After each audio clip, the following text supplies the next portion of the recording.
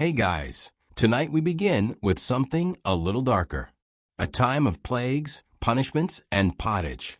We're diving into what life was really like during the Middle Ages. Forget the castles and chivalry Hollywood sold you. The truth, you probably wouldn't last a single day. So, before you get comfortable, take a moment to like the video and subscribe, but only if you genuinely enjoy what I do here. And let me know in the comments where you're tuning in from and what time it is for you. It's always fascinating to see who's joining us from around the world.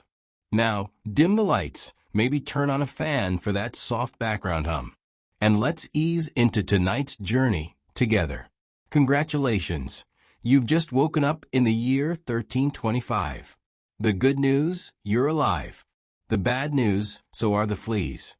Your bed is a half-rotted straw mattress stuffed with bugs and hay that smells like a barn floor because it was a barn floor 3 months ago.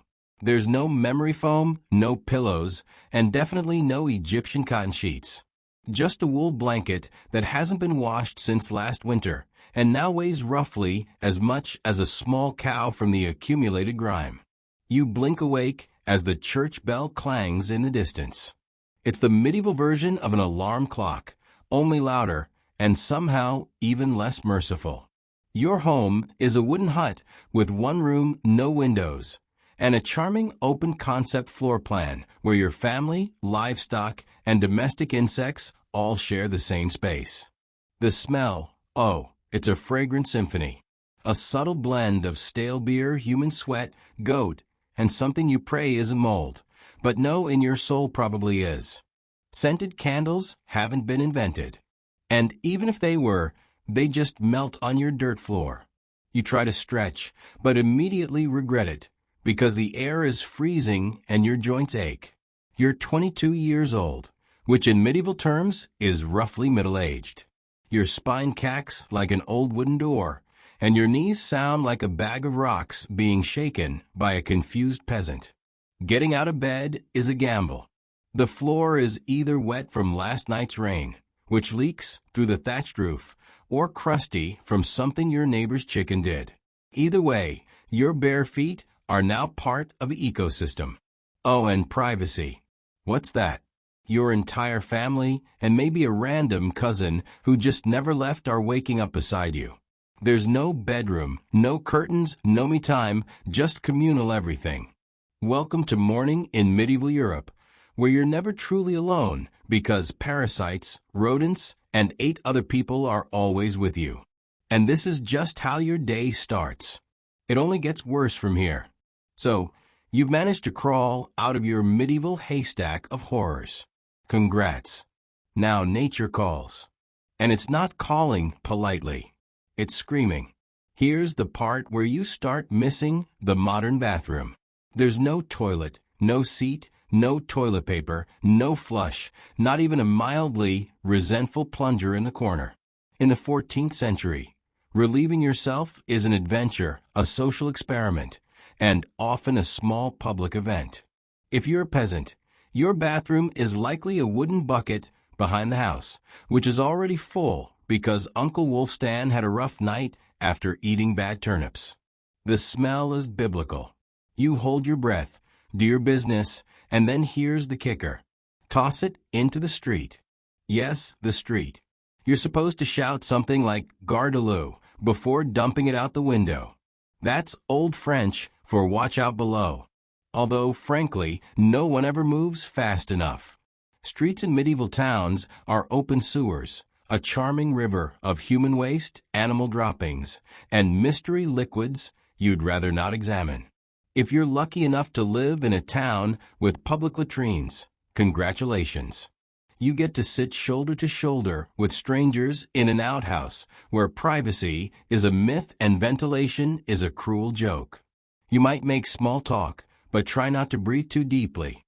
Toilet paper, never heard of it.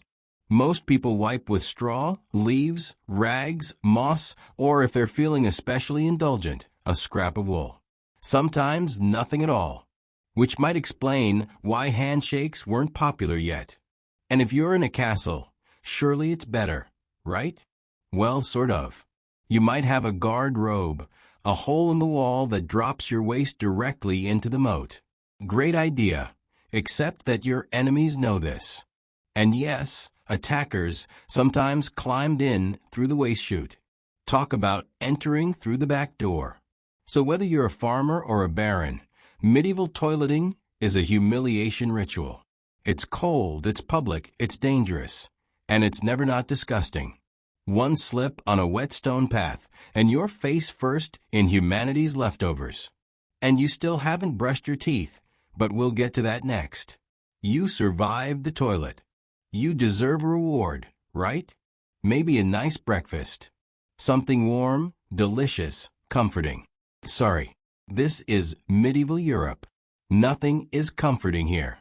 Breakfast, if you can call it that, is a grim affair. There are no eggs, Benedict. No coffee machines sputtering awake, and certainly no avocado toast.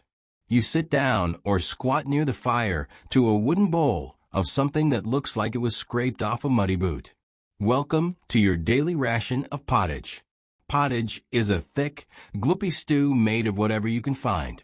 Grains, root vegetables, maybe a few beans if you're lucky. It's been simmering in the same pot for days, sometimes weeks, and new ingredients are just dumped on top of the old ones. It's less of a recipe and more of an ongoing edible experiment. On the side, a hunk of bread, so hard it could deflect arrows. It's made from coarse rye or barley flour, often bulked up with sawdust, ground up acorns, or other creative ingredients, because wheat is a rich man's fantasy. This loaf is not your friend. You don't slice it. You negotiate with it. What about drinks? You're not sipping orange juice or an oat milk latte. You're drinking beer. Yes, beer. At 6 a.m. Why? Because the water is teeming with parasites and filth. So you start your day with weak ale, low alcohol, high survivability. Kids drink it, too. No one's happy about it, but at least it won't kill you immediately. Want some meat or cheese? Dream on. That's for Sundays and saints' feast days, and only if your lord is feeling generous. Most peasants don't eat meat more than a few times a year. As for fresh fruit, only when it's in season and not already fermented into wine. And don't even think about spices unless you're royalty. A pinch of pepper costs more than your monthly wages. Salt is valuable enough to be locked away. So you chew your gritty bread, gulp your medieval beer, and try not to think about the rat that may have nibbled your porridge in the night. Breakfast doesn't energize you. It just happens to you. And now that you're properly underfed, it's time to work like your life depends on it, because it absolutely does. So, you've eaten your sad medieval breakfast, and now it's time to get dressed. Not that it'll help. Your wardrobe consists of exactly one outfit. 1. It's a rough wool tunic or linen shift that you've worn every day for months, possibly years. There's no such thing as seasonal fashion. There's just wear this until it disintegrates or gives you a fungal infection. Underwear optional. If you're lucky, maybe a linen under tunic. If you're not, well, you're going commando under layers of scratchy, sweaty wool, all lovingly stitched together by someone who probably had no idea what a seam was supposed to look like. There's also no washing machine, no soap, and absolutely no dry cleaner in sight. So your clothes are stained, stiff, and scented like a compost pile that's been left to marinate in a pigsty. Even if you wanted to wash them, it's not easy. You'd have to haul water from a river or, well, heat it over a fire, scrub your tunic on a board with ashes or lye, and hang it in the sun, which is out approximately 3 days a year. And don't get me started on shoes. If you own any, they're made of untreated leather, barely stitched together, and offer as much arch support as a banana peel. Most peasants just go barefoot through mud, through dung, through medieval landmines, aka sharp rocks and disease puddles. All this means one thing. Your skin hates you. You itch constantly. Fleas, lice, and bed bugs live rent-free on your body. Everyone has them. Nobles, lousy monks, itchy children, walking insect farms. No one escapes. You'll be scratching your armpit with a wooden spoon while chatting with a local priest. And no one will even bat an eye. Your skin is raw from rubbing. Your scalp a battlefield of bites. And if you develop a rash, well, too bad. There's no dermatologist, no hydrocortisone, no one to tell you it's probably scabies. You just keep on suffering. And if you're lucky enough to not get an infection, great. That rash will simply accompany you for the next 6 months, like an unwanted medieval sidekick.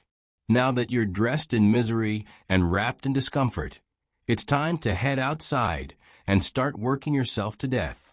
Now that you're fully dressed in itches and damp wool, it's time to flash that morning smile. Except you don't. Because in the Middle Ages, smiling is a dangerous game.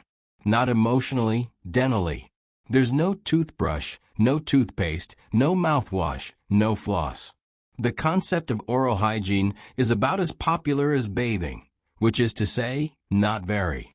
Some people might chew on a twig or rinse with wine or vinegar, but for the most part, your teeth are on their own, and they're not doing well. By the time you hit your mid-20s, your smile looks like something pulled from a haunted crypt. Cavities are rampant. Gums are swollen. And those aren't just food stains on your teeth. That's decay. You have more rot in your mouth than a medieval root cellar. Sugar, while not yet everywhere, is becoming more common among the rich. Imported at great cost, mostly used in small cakes or to show off wealth. If you're noble, congratulations. You get to rot your teeth faster than the peasants. If you're poor, you'll do it slowly over time with fermented bread, gritty porridge, and years of hard chewing. Toothaches, get used to them. They're like medieval weather, always there in the background. The kind of pain that makes you consider praying, drinking, or pulling the tooth out yourself with a pair of pliers. And that's not a joke. That was the actual treatment. Dentists didn't really exist, but barber surgeons did. Yes. The same guy who cuts your hair is also pulling your murs out by candlelight with an iron hook and zero anesthesia. Infected tooth. Hope you like fevers. Because without antibiotics, it can easily turn into sepsis and kill you from a toothache. That's right. The same thing that sends us to a pharmacy today could be your funeral in the 1300s. And there's no relief on the social front either. Kissing, good luck. Halitosis, bad breath, is everywhere. If you're single, you're not judged by your smile. You're judged by your land and your livestock. In short, your mouth is a battlefield, and it's losing the war. Now that your teeth are throbbing, let's head outside. Because your real job, the one that will break your back, is just getting started. Time to head to work. Except there's no office, no desk, no coffee break, and no chance of promotion. Your job, if you're like 90% of the population, is simple. Don't die while laboring for someone else's comfort. You're a peasant. Congratulations. That means you work the land that belongs to a lord who probably doesn't remember your name. You rise with the sun and stop only when it disappears behind the trees. Your tools, a wooden hoe, a rusty sickle, and whatever bones are still intact in your body. There's no weekend. There's no clocking out. There's only sunrise to sunset, 6 days a week. Sunday is off, but only if you're not harvesting, fighting off raiders, or praying feverishly for your infected totu. Stop turning black. The work is brutal. Fields are plowed by hand or with oxen, if you're rich enough to afford one. You dig ditches, sow seeds, pull weeds, and carry water until your spine begins to resemble the letter S. No one cares if you're tired. No one's asking how your mental health is doing. If you're a woman, surprise. You don't just do field work. You also care for children. Clean, cook, spin wool, feed animals, and pretend your husband's lice infestation isn't slowly migrating to your side of the bed. Children, They start helping out around age 5. No school, no toys, just a tiny wooden rake, and a dream of one day not dying of the flu.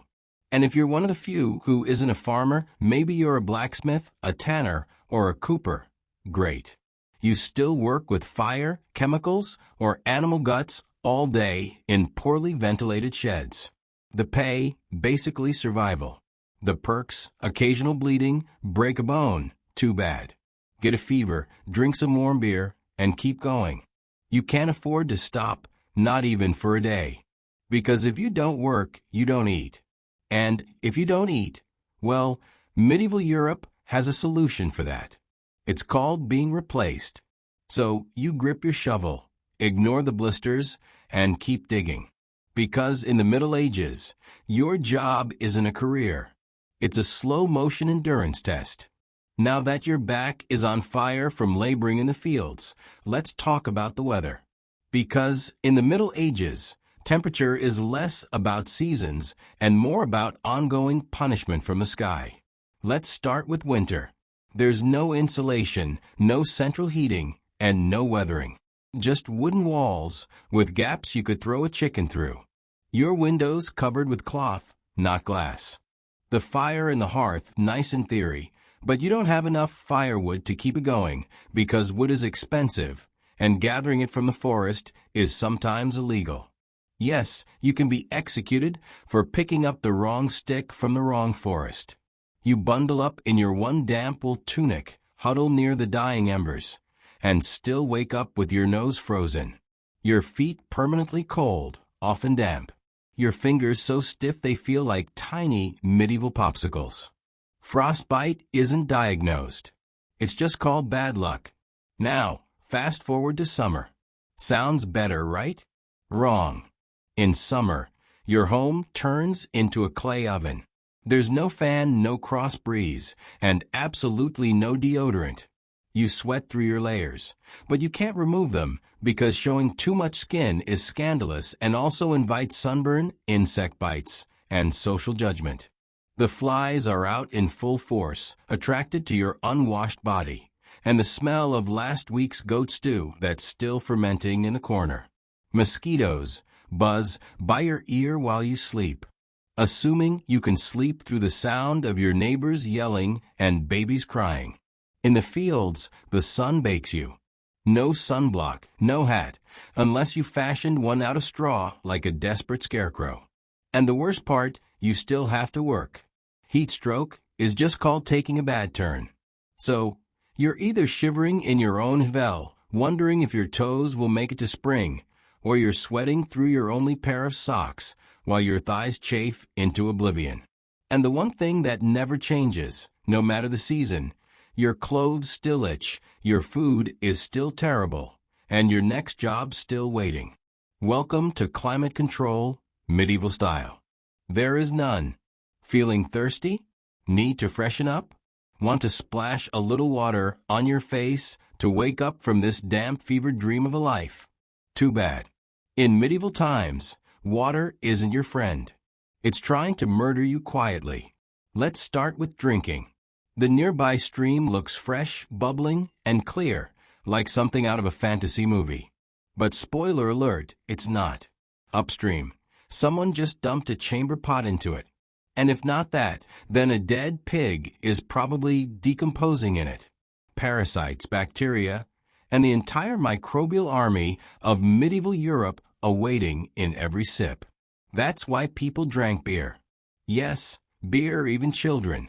But before you imagine medieval kids doing keg stands, understand that it was small beer, weak in alcohol, strong in survival. Brewing boiled the water, so it was safer than whatever flowed through the town ditch. Wine was another option if you were rich enough to afford it and unconcerned with functioning properly before noon. What about bathing? Surely water was used for cleaning. In theory, yes. In practice, absolutely not. See, back then, people believed bathing actually opened your pores and let the disease in. That's right. Washing yourself was considered medically risky. You were cleaner apparently if you never removed the protective layer of filth caked onto your skin. Communal bathhouses did exist, but they quickly gained reputations as places for gossip, scandal, and sometimes full-on medieval extracurriculars. So, naturally, the church got involved and shut many down. Even if you did want to bathe, it was a full production. You'd need to fetch water from a well, boil it over a fire, fill a wooden tub that leaked, and then pray no one else in the house used it before you, or worse, after. And rainwater collected in open barrels, where birds poop, insects breed, and moss thrives. Sounds refreshing, doesn't it? So whether it's going in your mouth, on your body, or onto your crops, water in the Middle Ages is less of a life source and more of a gamble. One wrong gulp and you're spending your final days sweating in a straw bed, clutching your stomach and contemplating all your life choices. Next time you sip tap water, raise a glass for our ancestors. They didn't have the luxury of hydration without hazard, so you drank the water. Or maybe you didn't. Maybe you just stubbed your toe on a rock shaped like disappointment. Either way, you're sick. You need help. You need a doctor. Too bad you live in the Middle Ages, where medicine is really just polite torture with a theology degree. Let's start with the diagnosis. Everything wrong with you, whether it's a cough, rash, broken bone, or the creeping plague, is caused by your humors being out of balance. The four humors were blood, phlegm, yellow bile, and black bile. According to medieval science, your health depends on keeping them balanced, like some sort of internal soup. Got a fever? Too much blood? The answer? Bloodletting. That's right. Let's drain your life force into a bowl using a dull blade or a hungry leech. And yes, barbers were often the ones doing it. Imagine getting a haircut and a hemoglobin extraction in one sitting. 2 for 1, baby. Feeling sad or anxious? That's clearly an excess of black bile. The cure? Laxatives. Maybe a warm herbal purge or just prayers and a cold compress, while everyone avoids eye contact with you and starts carving your coffin. Now, if you break a bone or get a nasty wound, you're in real trouble. There's no anesthesia unless you count passing out from pain. Surgery is done with knives that haven't been cleaned since the Crusades. Tools are heated over fire, not for sterilization, but because they just look scarier that way. Antibiotics, centuries away. Germ theory, not invented yet. They think disease comes from bad air or God being annoyed with your moral failings. Got a stomach ache? Must have been your sinful thoughts. Hope you like confessing while vomiting. If your condition gets worse, you'll be treated with more leeches, possibly some crushed beetles, and a priest at your bedside giving last rites just in case. At this point, they're preparing for the cure known as death. And if by some miracle you recover, everyone just assumes God took pity on you. The doctor takes full credit, and the leech gets promoted. So yes, in the Middle Ages, medicine is less about healing and more about surviving the cure. After a long day of labor, lice, and leeches, it's finally time to eat. You shuffle back to your well, stomach growling, ready for the one joy left in life, a warm meal. Bad news. Your meal is probably trying to kill you. Let's begin with the basics. Food preservation doesn't really exist. There's no fridge, no freezer, just salt, smoke, or the hope that winter air keeps things fresh. Your meat, if you're lucky enough to have any, has been hanging for days, covered in flies, marinated in questionable brine, and possibly shared with a rat or two. Bread is the cornerstone of the medieval diet. But even that isn't safe. In bad harvest years, desperate peasants bulk it up with bark, sawdust, or even clay to make it stretch. And if it's rice season, there's a bonus. Ergot, a fungus that causes convulsions, hallucinations, and sometimes death. It's like eating bread laced with LSD and tetanus. Vegetables, only if they're in season. And you know what's always in season? Turnips. So many turnips. Boiled, mashed, or floating in pottage, which, if you remember from Chapter 3, is basically a hot swamp of mystery ingredients that's been simmering since your great-grandfather's funeral. Fruit might be available in the fall, but it rots quickly, and sugar is rare, expensive, and hoarded by the rich to show off their blackened teeth. Dairy is another gamble. Fresh milk spoils in hours. Butter and cheese fare better, but they're loaded with bacteria. People eat them anyway, because frankly it's either that or chew your boodle leather. And let's talk about seasoning. Spices like pepper, cinnamon, or nutmeg. Worth more than gold. For the average peasant, flavor comes from onions, salt, if you're lucky, and pain. Most meals taste like wet burlap sprinkled with sadness. But food isn't just a health hazard. It's a political one. Game animals belong to the Lord, not you. Caught poaching a rabbit, you could be fined, imprisoned, or even executed. That's right. Your dinner could get you hanged. So, as you sit down to eat your gray stew by flickering firelight, remember every bite is a risk. But you eat anyway, because in the Middle Ages, food doesn't nourish. It tests you. It's evening now. You've worked, suffered, and barely digested your suspicious stew. You might think the day is winding down, but don't get too relaxed, because God is watching. So is the priest, and so is your neighbor Agnes, who will absolutely rat you out if you miss Mass. In medieval Europe, religion isn't just part of life. It is life. The church controls your calendar, your laws, your education, if you can read, your birth, marriage, death, and everything in between. Think of it as your spiritual landlord. And you're always behind on rent. Every day is structured around prayer bells.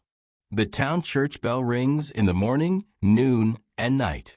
Not because people need reminders, but because missing prayer is a sin. Forget to bow. Sin. Eat meat on a Friday. Sin. Think about your neighbor's wife in that one dream. Double sin. And yes, hell is very real. Vividly real. Priests describe it in glorious detail. Rivers of fire, lakes of boiling blood, demons with pitchforks, and eternal wailing. If the plague doesn't scare you, eternal damnation definitely will. You can't read the Bible yourself because it's written in Latin, a language reserved for monks, clergy, and that one noble kid who's too good for dirt.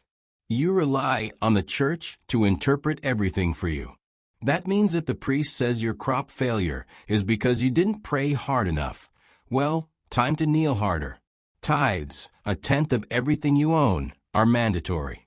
If you grow wheat, you give wheat. If you raise chickens, you give eggs. If you have nothing, congratulations. You're spiritually bankrupt and financially doomed. Holidays, they're holy days. Dozens of them. And while they offer breaks from labor, they're not for fun. Therefore, attending Mass, fasting, confessing sins, and reminding yourself that joy is a dangerous indulgence. Questioning the church is dangerous. Heretics are burned, witches are drowned, blasphemers are flogged, and skeptics are quickly reformed. If you want to see part 2 of this video, subscribe and comment part 2.